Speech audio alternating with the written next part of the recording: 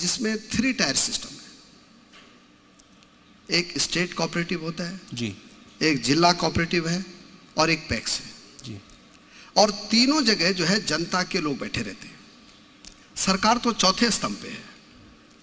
हमारे यहाँ 670 साधन सहकारी समितियां हैं जी। हमारे यहाँ हर जिले में कोऑपरेटिव बैंक है और स्टेट कोऑपरेटिव बैंक है। यहाँ जनता के प्रतिनिधि चुन के आते हैं।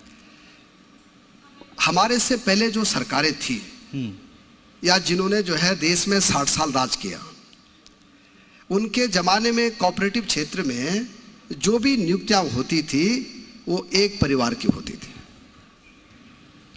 या 50 नंबर का इंटरव्यू होता था या 100 नंबर का इंटरव्यू होता था। किसी को पता ही नहीं चलता था कि किसका लड़का लग गया और कौन जो है नौकरी कर रहा है। जब हम आए तो हमने इसमें पारदर्शी नियुक्तियों करने का निर्णय लिया और हमने कहा कि भाई 10 नंबर का इंटरव्यू होगा और 40 नंबर का रिटर्न होगा। बच्चे की क्वालिफिकेशन देखी जाएगी कि बच्चा एमएससी टॉपर है या बीएससी टॉपर है या बीए टॉपर है, जो भी है। 40 नंबर बच्चे का कैरियर है और 10 नंबर का इंटरव्यू है। और आज मैं कह सकता हूं कि हमने जो क्लेरिकल के एग्जाम थे जी, वो पहले बोर्ड करता था, उससे ऊपर के एग्जाम भी पहले बोर्ड करता था। हमारी उत्तराखंड भारतीय जनता पार्टी की सरकार में हमने देश की जो सर्वोच्च संस्था है IBPS, उससे जो है एग्जाम दिलाए, 350 नौकरियां लगी और आज सारे टॉपर बच्चे कहते हैं कि इतनी पारदर्शी नियुक्तियां कभी जो है कोऑपरेटिव क्षेत्र में नहीं हुई जितने हमारे जमाने में। दूसरी बात मैं कहना चाहता हूं कि हमारे 3 बोर्डों ने जो है 4th क्लास की नौकरियां निकाली। देहरादून बोर्ड ने निकाली, अल्मोड़ा बोर्ड ने लगाए और उधम सिंह नगर बोर्ड ने लगाए। कई लोगों ने कहा कि मंत्री जी इसमें कोई दिक्कत नहीं। मैंने तुरंत उसकी जांच बिठाई और जांच बिठाने के बाद 11 लड़कों को हमने नौकरी से निकाल दिया हरिद्वार जिले के बैंक में, जिनको की गलत नियुक्तियां दी गई थी। लेकिन उस समय सरकार किसकी थी? कांग्रेस की सरकार में थी और वो भी हमने भ्रष्टाचार खत्म कर दिया कि जितने गलत लगे थे उनको सबको नौकरी से बाहर कर दिया। तो ये भी भारतीय जनता पार्टी कर सकती है। तो ये बात मैं इसलिए कहना चाहता हूं कि अगर भ्रष्टाचार के खिलाफ कोई भी बात अगर आती है जी, तो मुख्यमंत्री जी और हमारी सरकार और हमारे माननीय प्रदेश अध्यक्ष जी बैठे हैं, उन्होंने सारे मंत्रियों को निर्देश दिए हैं कि 0 टॉलरेंस की सरकार हमको चलानी है और जवाबदेही सरकार चलानी है। और आज मैं कह सकता हूं कि जितनी पारदर्शी नियुक्तियां हम कर रहे हैं, शायद कोऑपरेटिव के इतिहास में आज तक पारदर्शी नियुक्तियां कभी नहीं हुई। शिक्षा विभाग पर अच्छा खासा बजट खर्च होता है, लेकिन फिर भी जो मैदानी क्षेत्र हैं वहां पर जो लोग हैं वो प्राइवेट स्कूल प्रेफर करते हैं। सरकारी स्कूलों की हालत नहीं सुधर रही है या फिर क्या है? देखिए, आपने बहुत अच्छी बात कही है। हमारे प्रदेश में प्राइमरी से लेकर और इंटरमीडिएट तक लगभग 18,000 स्कूलें हैं। और जब हमने स्कूल चलो अभियान चलाया अभी, तो हमारे राज्य में इस साल 32,000 ज्यादा बच्चों ने एडमिशन लिए पिछले साल की तुलना में। हमारे राज्य में लगभग 75,000 टीचर हैं।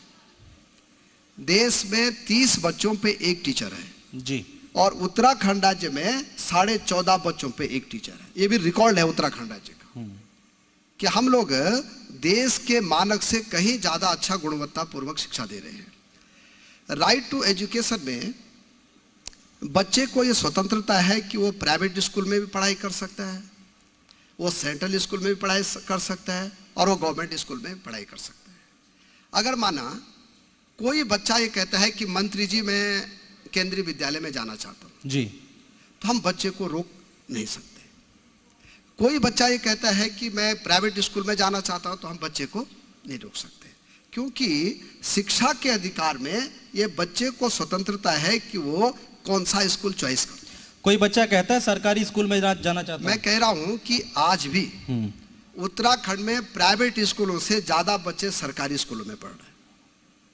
अब इससे ज्यादा मैं क्या बोल सकता हूं? आज भी आप इंटरमीडिएट तक देख लीजिए, हमारे कॉलेजों में, हमारे स्कूलों में प्राइवेट से ज़्यादा बच्चे हमारे स्कूल में पढ़ रहे हैं। लगभग 11 लाख बच्चे हमारे सरकारी स्कूल में पढ़ रहे हैं और आईएएस भी निकलते हैं, पीसीएस भी निकलते हैं, इंजीनियर भी बनते हैं, नेता भी बनते हैं, अभिनेता भी बनते हैं। क्वालिटी बेस्ड शिक्षा अगर कहीं हो रही है तो हमारे सरकारी स्कूलों में, और हमारी सरकार दे रही है, तो ये भी है। आप बहुत पुराने नेता हैं, ज़मीन से आपने चीज़ों को देखा है, बहुत अच्छे तरीके से आप जानते हैं। उत्तराखंड जब बना तो उस आंदोलन में भी आपने अच्छी खासी भूमिका निभाई थी। दिल पर हाथ रख के बताइए, क्या इतने सालों में उत्तराखंड जो आपने सोचा था वह बना? देखिए, मैं दिल में दोनों हाथ रख के बोल रहा हूँ, एक ही नहीं, दोनों हाथ रख रहा हूँ। अगर हम उत्तर प्रदेश का हिस्सा होते तो 15,000 गांव में रोड आज तक नहीं जा पाते। अगर हम उत्तर प्रदेश का हिस्सा होते तो कर्णप्रयाग तक रेल नहीं जा पाती। अगर हम उत्तर प्रदेश का हिस्सा होते तो 6 मेडिकल कॉलेज उत्तराखंड में नहीं बन पाते। उत्तराखंड राज्य बनने से अगर जो है काम हुआ है तो आज मैं कह सकता हूं कि हर ग्राम सभा तक रोडों का जाल बिछ गया है।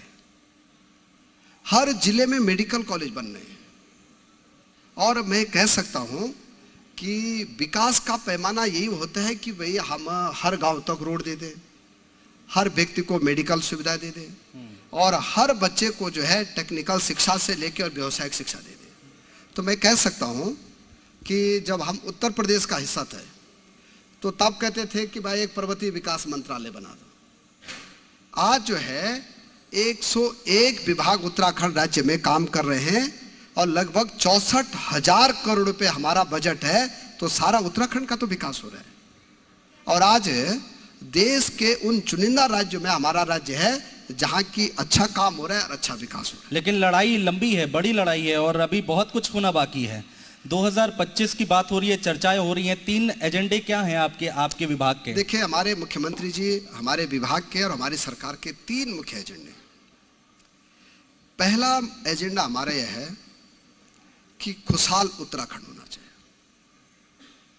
दूसरा एजेंडा हमारा यह है कि उत्तराखंड का नाम पूरे देश और दुनिया में आना चाहिए कि उत्तराखंड राज्य भी कोई राज्य है। और तीसरा ये हमारा कि हमारे यहाँ जो धार्मिक पर्यटन है, आज